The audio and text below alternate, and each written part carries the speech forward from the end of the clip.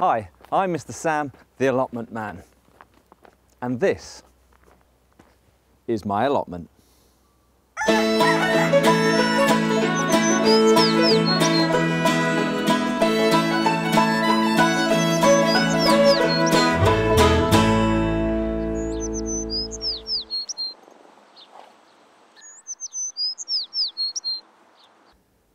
Well, welcome back. I am Mr. Sam, the allotment man, and yes, this is my allotment. So, what are we going to do today? Well, we're going to have a look around. We haven't been down for a little bit because life has been getting in the way, but we're all right now. So we're going to have a look in the greenhouse, we're going to have a look around the beds, and we're also going to have a look around the allotment god's allotment. Yes, he might talk the talk, but can he walk the walk? We're going to find out in a bit. But first of all, let's have a look at my shabby bit of ground. So here we are at the courgette patch. I've just picked these two. They're looking great. I'm not eating very many, and if you don't know much about courgettes, you get thousands of them. So even if you like them, all you have to do is give them away. My neighbours love them, so I'm giving them away to them, and they seem to enjoy them. So there's my courgettes. Let's go and have a look at something else.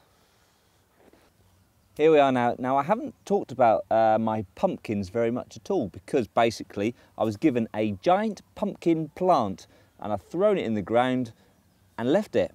And I've come back and it's absolutely huge. Look at this one. Nice pumpkin. That's coming on quite nicely. And there's a few others as well. Actually, when I say a few others, it's actually taking over. So I'm going to have to cut it off to stop it growing even more. Basically, I don't eat pumpkin, but October is coming and I'll be able to give pumpkins out to people and be very popular. I'll be the popular pumpkin person. So there you are, pumpkins. If you're doing pumpkins, let's see who gets the biggest pumpkin. Not very exciting competition, but hey, it's competition all the same. There you are, pumpkins. Let's move on and find something else. Oh, there's a bee in there. Oh, look at that, very exciting. There you are, let's go and look over there. Right, now, here are the leeks, everybody. They're not doing much except for growing, which is great. I grew all these from seed. They originally were germinated in my bathroom in a little seed tray, and that was covered with a plastic bag supplied by Sainsbury's.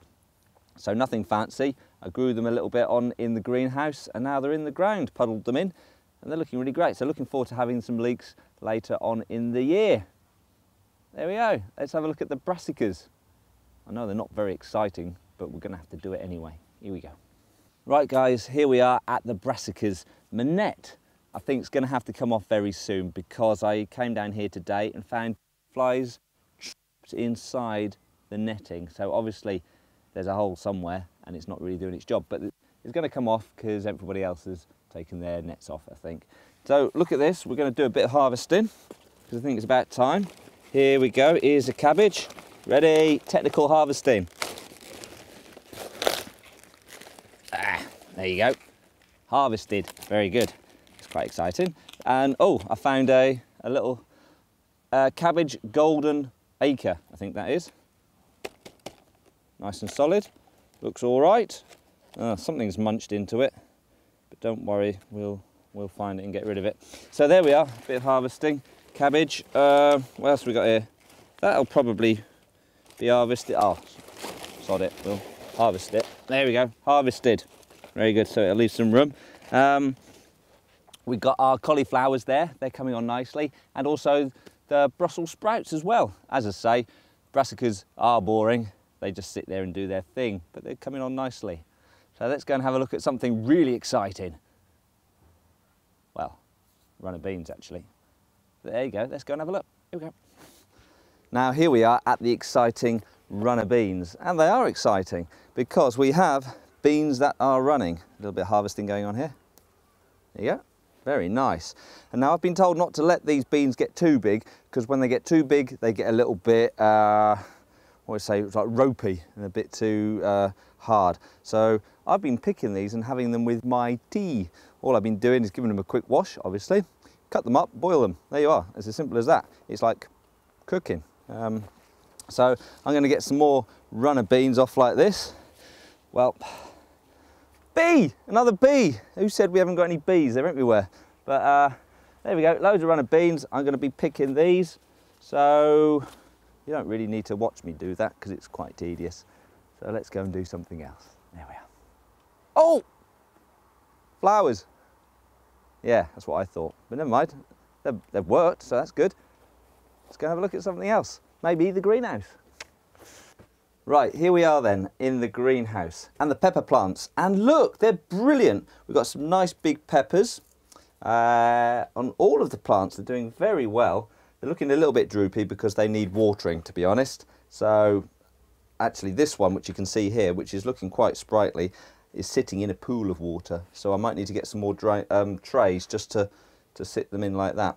But the pepper's looking rather good, except for that one's looking a bit rubbish. But never mind. So all the peppers looking great. Let's have a look at the tomatoes just down here. Right, here we are with the tomatoes. Not a lot to say really, except for they're growing. They're doing really well. Getting lots of tomatoes. I've got a red one here. Let's have a look. There we go. Bit of harvesting.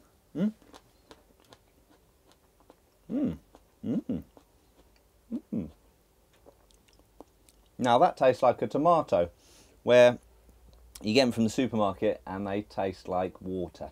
So it's obviously a good idea to grow your own things because they taste like they're supposed to.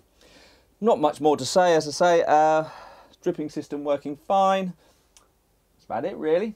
Now, I think it's about time we went and had a look at how the experts do it. Yes, it's now time to go over to the allotment god. It's time for the allotment god. Right then, we're now here at the allotment god's plot. Yes, this is his sweetcorn. How you doing, Paul? How about Sam? Marvellous, not too bad. Now, I've just been telling the folks about my sweetcorn and I'm not sure when to harvest them. So can you give us some tips, please? Yeah, you mean, a tip really I can give is, as you can see with these there, if you look at the difference between these cobs, look how white the tassels are, look. White tassels, white right. tassels. Yeah. So you know they're nowhere near ready. Okay. It's when you start getting them where they get the brown stage on. Right. Which you can see further in, because obviously some are further on than others. Yeah. A lot of people say that what you're supposed to do is open the top and give it a little squeeze. Yeah. And this milky fluid comes out, you know they're ready. All right. Because I don't agree with that, because I always think once you open them up, you get earwigs in. Okay. So what I tend to find is you can usually tell by the size of the cob, and you know when they start getting quite fat, which obviously you can see these are nowhere near. Yeah. But that shows a telltale sign. Once the tassels start going really brown, and the tend to come off as well. Yeah. And you've got a nice fat cob there. Yeah, you can maybe a spot tear back, but that's usually a general indication that they're ready. Okay then. As you can imagine, this year we're a little bit behind. I mean, normally by now these would be ready, or more or less ready, but because of the start of the season, we're a little bit behind this year even now. But we're picking up now, so but that's the best advice I can Okay give. then. So basically, we're looking for something that's a bit fatter. Yeah. And in this case, which is unusual for me actually, if it's a brown and stained, it's a good thing.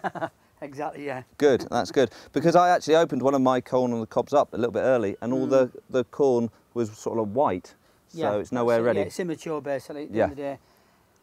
Each season's different again. I mean, obviously this one's been a queer season now, and what you tend to find sometimes, which might be the case this year, you'll find that the cobs don't form all the way, so you'll probably be missing the top 2 or 3, inch to 2 inches, where they don't form. That's but it. You still get a decent cob off them anyhow. Yeah. But it's all about the weather. But that's the best advice I can give to anybody. I know I've heard the stories where they say, if you open the top up and have a look in and where the kernel is, you squeeze it and this milky fluid comes out, they're ready. It's not always the case.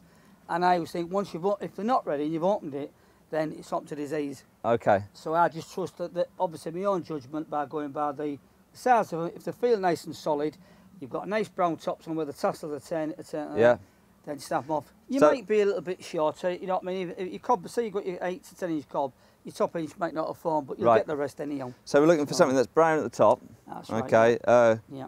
Good circumference. Yeah, nice and nice firm. Good thickness, nice and firm. Nice and thick. Yeah. And we want the milky stuff coming out or not? So, well, that's only if you do that test. I mean, obviously, if the milky stuff does come up, then yeah, it's ready. Okay. But I say, personally, it's an own personal thing. Yeah. I don't do it that way because I think if you do, once you do squeeze them, yeah. and they're not ready, then you're damaging it. You're damaging it. And if you're waiting a couple weeks down the line, then obviously I find you get earwigs in. Okay. Which is a bit off-putting for a lot of people, but obviously it's just one of those things. And this year they might be a slightly bit immature, so if you're missing a couple of inches, it doesn't matter. No, you've still got the base of the cob. If you've got a cob that's probably 8 to 10 inches, you might miss maybe the top inch or so. Okay. So I'm just getting some abuse from one of my fellow allotment teams. I won't worry about him.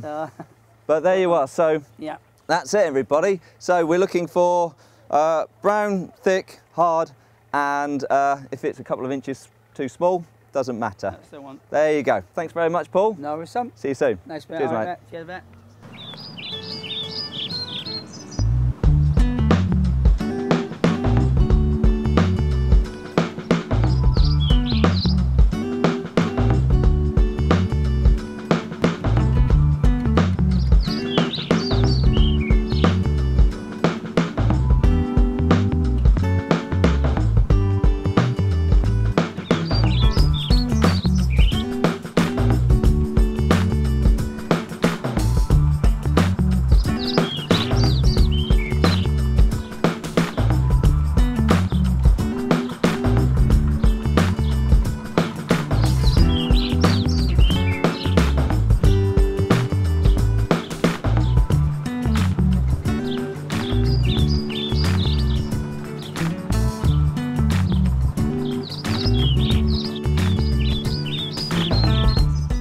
So there we have it, my little tour around the allotment for today. Hope you've enjoyed it. Hope you've learnt some tips about sweet corn from Paul, the allotment god. Sorry about the weeds, can't apologise more. I did say I was going to do some weeding today, but I haven't. I've sat around drinking tea with Paul, the allotment god. Haven't really done very much, but that's what it's all about. If you don't enjoy doing an allotment, don't do it. I enjoy it, but I enjoy it for the social side of it as well. So that's just as important. So weeding next week, maybe. Anyway, thanks very much for watching. I'm Mr. Sam, the allotment man, and happy growing.